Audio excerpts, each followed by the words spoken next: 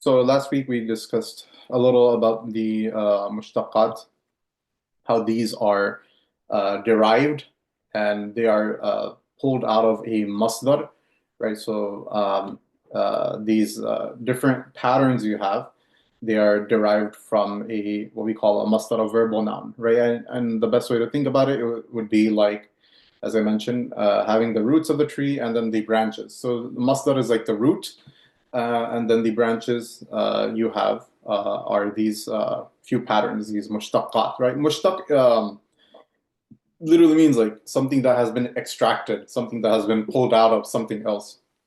It's an extract. So that's the relationship. Now, both mushtaqat and meaning the six that are here on the slide, and we're gonna go over these two right here, ismul fa'il today and ismul maf'ul. And hopefully by the time we get the hang of these, the next three and this one, sifa al-mushabbaha, we may or may not go over it depending on. Um, I typically don't go over it in introductory classes because it does require quite extensive background, but so I will probably skip out on this one most likely, but definitely these five. But if you were to take like an intermediate class, it's yeah, you start off definitely talking about sifat mushabbah, right? So we will go over ismul fa'il and ismul maf'ul today, and going forward, did something happen? Okay, there you go. Right. So we went over the dual form also last week, and we talked a little bit about how the dual form works, meaning in terms of nouns, right? Obviously, we've already gone over af'al, but in terms of how the dual works in terms of asma, right? Just a quick recap, and perhaps going and showing my notes would probably be a good idea here. So let's just go back to that quickly and just real quick. I don't want to spend too much time on it, so it doesn't take away from what we're actually trying to do. Okay, perfect. So last week in Dars, we discussed, yeah, so these were the duals, right? So we discussed that in order to make a dual, you will either add an ani, right? This right here. Let's use red perhaps. You'll either add an ani or an alif nun or ya nun, in other words, right? So if a word is in halatul rafa, if it's marfu', meaning, mind you, we're talking about asma, we're talking about nouns here, then we will append or add alif nun to the end, right? Just like right here, huma abidani, right? This example right here, huma abidani.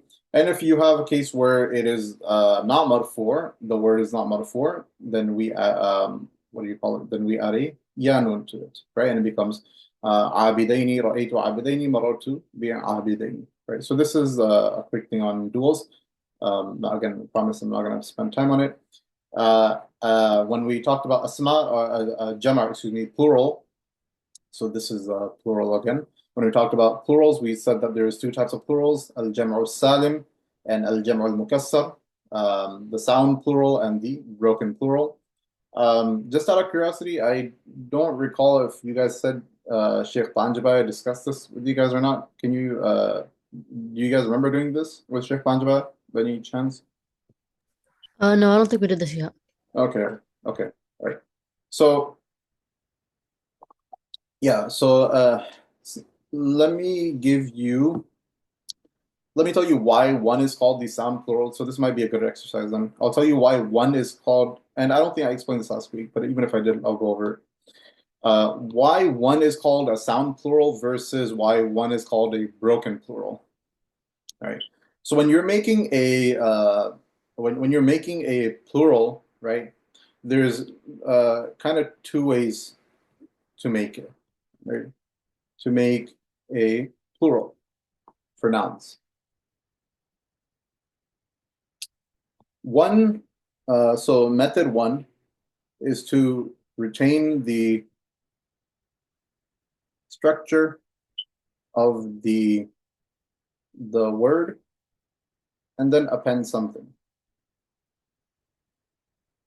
Append something to the end, right? That's one. And an example of this is, so if I have a word like um, salimun, right? It means safe, somebody who's safe. Okay? So there are well, for this one, I guess there would be only one way.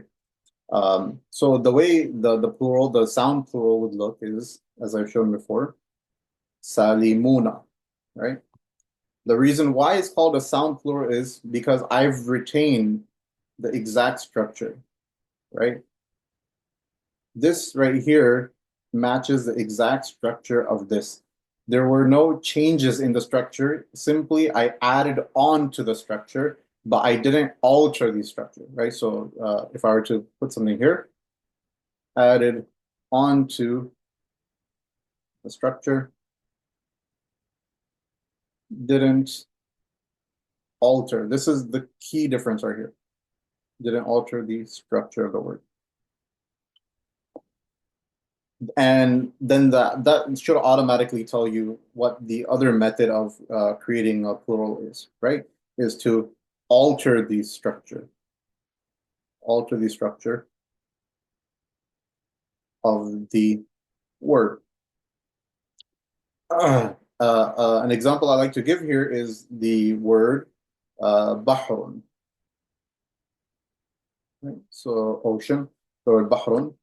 The way you make the plural, there's many ways of making the plural for this word, or what we know from hearing the Arab speak is, for example, this is one, buhurun, right? This is one plural of the word bahrun. Now you'll notice that in buhurun, the structure has been broken. How? I added a waw in between, right? This waw was not here in this in the one above, right? Um, Another example is this right here. From the same word, biharun. This is also a plural of the word bahrun, biharun. Again, you can see that similarly over here, I changed a few things in the structure. Number one, the ba has a kasra. Number two, the ha doesn't have a sakin anymore. And number three, there's an alif right here. So I've drastically altered the structure. Also, in this Bukhoran example, there's this dhamma right here, which we alter, right? And I'll give one more example of the same word. Another plural is, maybe I can just expand right here. For example, abhurun, right? Abhurun, right? I've also changed the structure here, right? I think you're getting the point here. So I have a hamza here, and I changed the ba to a sakin, changed the ha to a dhamma, and so forth. So as you can see so these are examples of the broken plural. Why? Because I've broken the original structure, right? I've broken the original structure of the word,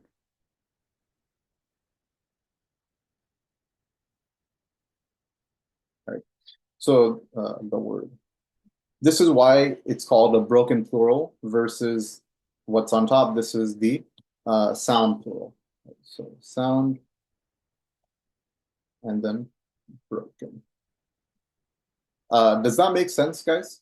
What I just went over here? Yes.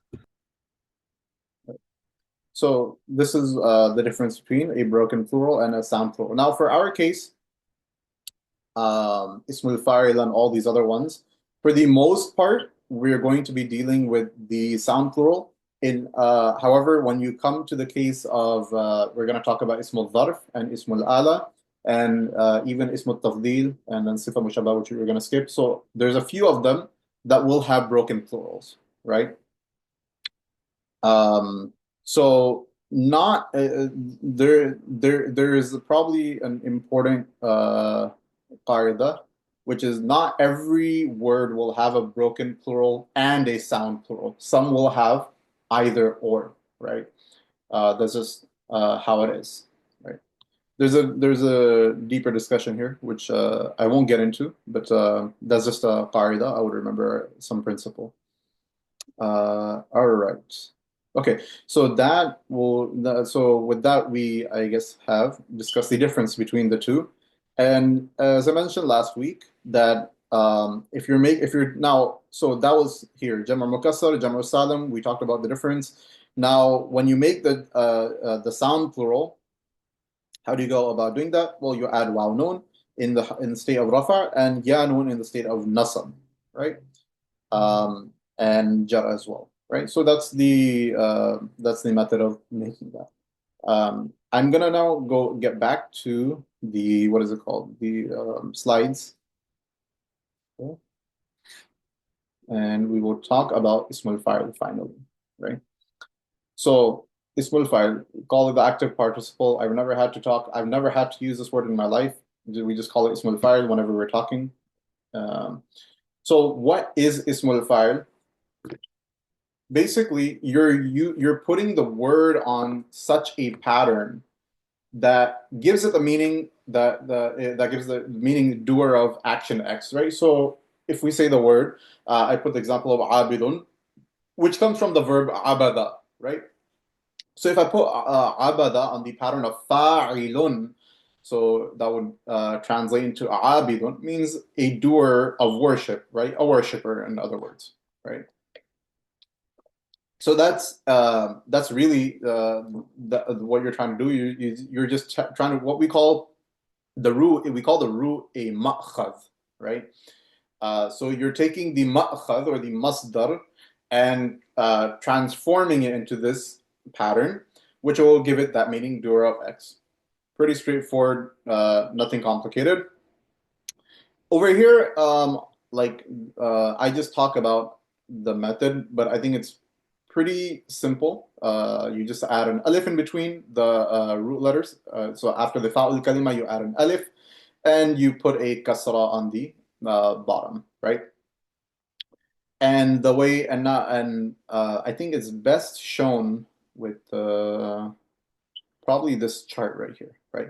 So this is your chart for Ismul Fa'il, right? So on the rows right here, going down, you have three states, right? And in the columns, you have what we call the siyaq, right?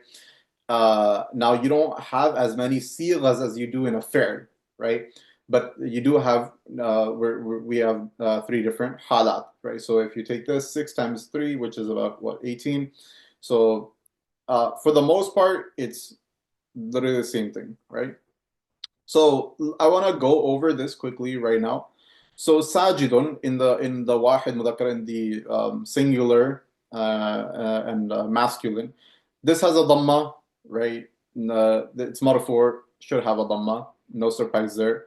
This has a fatha right here because it's mansub, no surprise there as well.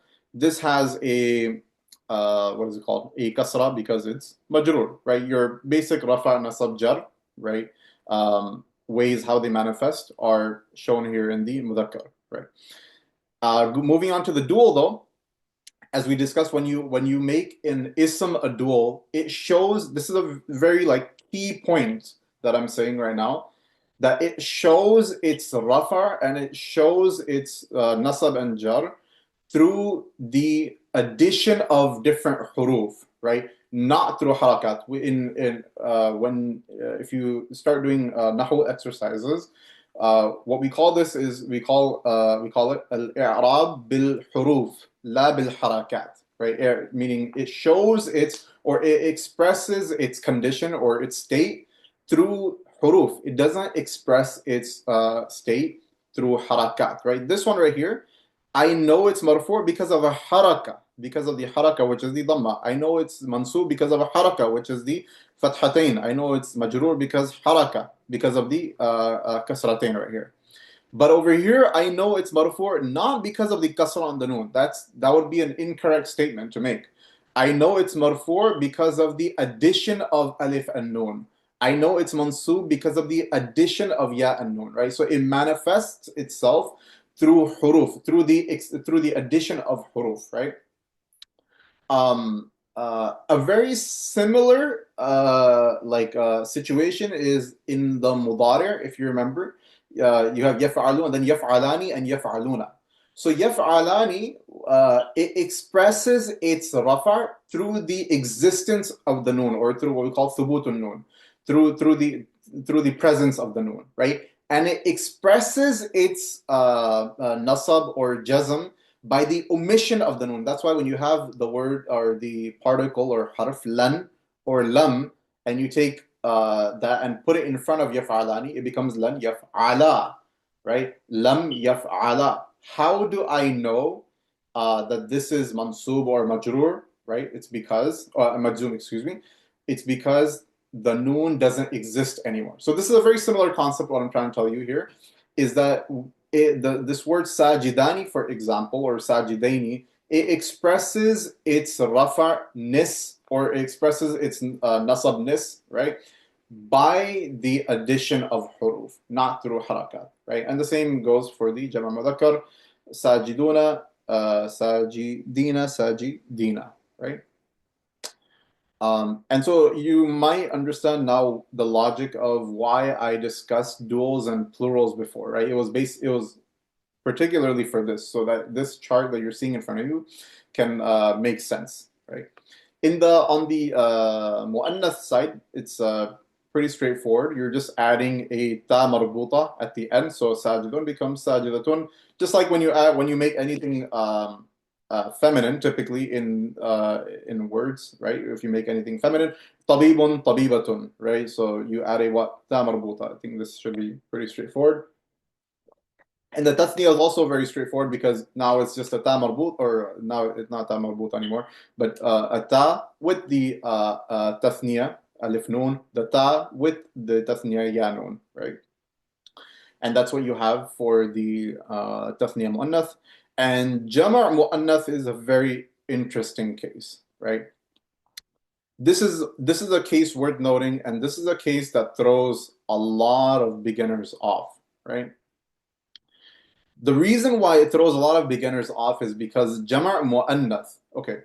Um, Remember how we were talking about jama' salim, sound plural, and broken plural, right? So if you look at this jama' mudhakkar, these are all salim, these are all sound. Why? Because I've retained the word, the structure of sajidun is retained here, right? It's sajiduna. Is this I added a waw nun, right? If you were to omit the waw nun, the structure is the exact same thing. Same thing right here, sajidina. If you omit the yanun, the structure is the same as this thing, right? There's no difference in the original structure of this. The same is said for this right here as well, jama' mu'annath. This is what we call jama' mu'annath salim, right? It's also sound plural. Why? Because the structure is retained. I've only added something to the end, but the original structure, which is sajidun, is retained right here, right? So I have not messed with the structure of the word, right? Um, there might be cases where you will see jama' mukassar, depending on which verb you're looking at. But in this case, both the jama'as, both the plurals, they're both salim. The structure has been retained and it has not been altered, right? So this is, in a nutshell, how Ismul al-Fa'il works. I highly encourage memorizing this chart like anything. But hopefully, when you do the homework is all this. The homework is this and Ismul Fa'il, both Ismul Maf'ul, right? Um, so I'm assuming when you do the homework, it'll probably make a lot more sense, and it'll be a lot easier to memorize at that time.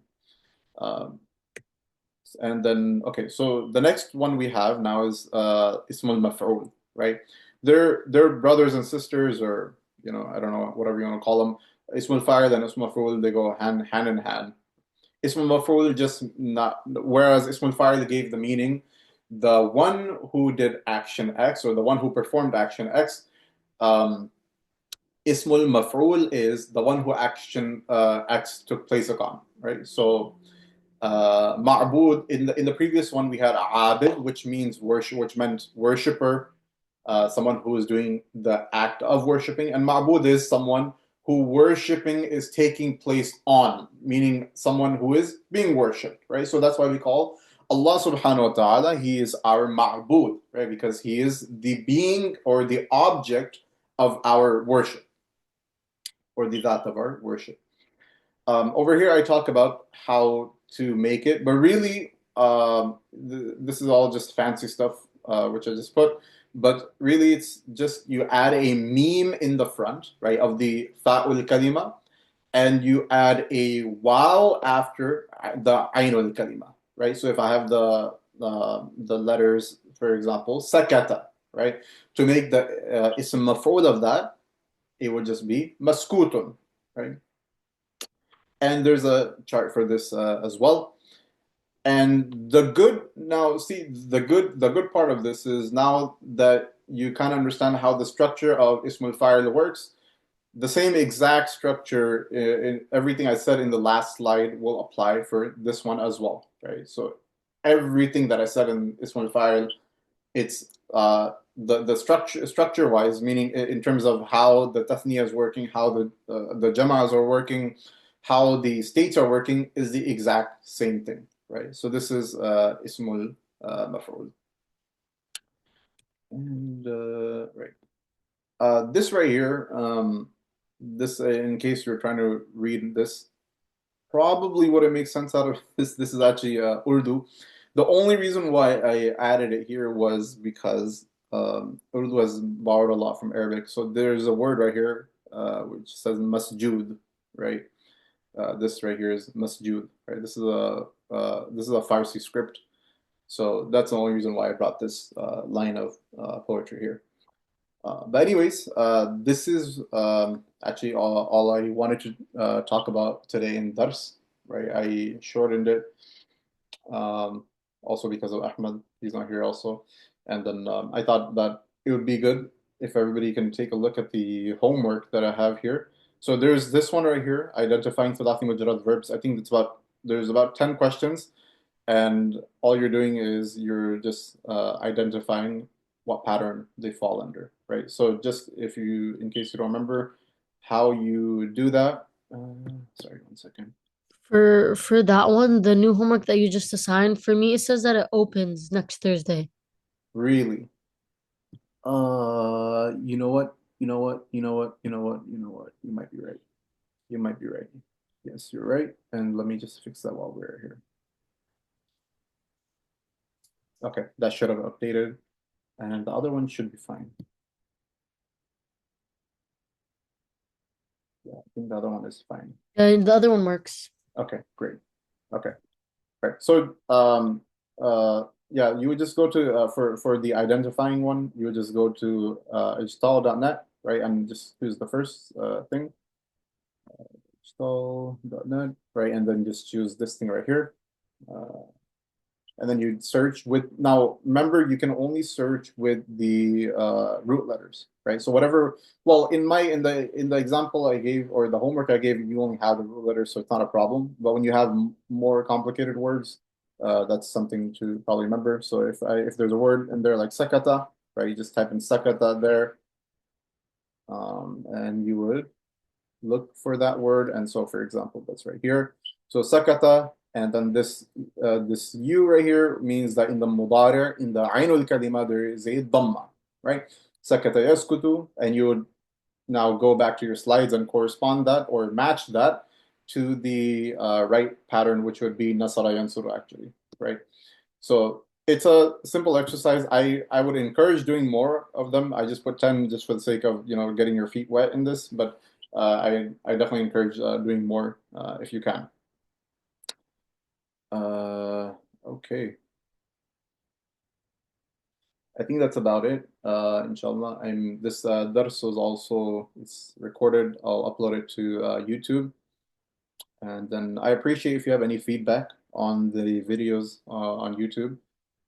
If I should, work on it or do something else. I'm still trying to learn, but I appreciate any feedback. Right. Jazakallah khair for attending, guys.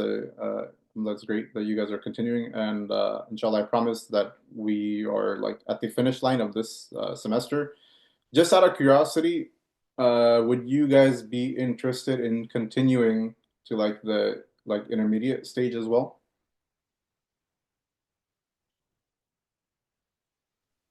Um, wait, when does the semester end? Ramadan, like cutoff will be Ramadan. We'll be done by then. Oh, is it going to be the same timing? It doesn't have to be. No, we can definitely work around that. Okay. Okay. Anyways, yeah, it's just I'm not sure myself about that. It's a thought that came to my mind, and I still have to see if that's feasible. But I just thought I might run it by you guys. All right, Jazakallah khair. Inshallah, catch you guys probably next week. Let me know if you have any questions. I'll be there to answer. All right. Assalamu alaikum. عليكم السلام جزاك الله خيرا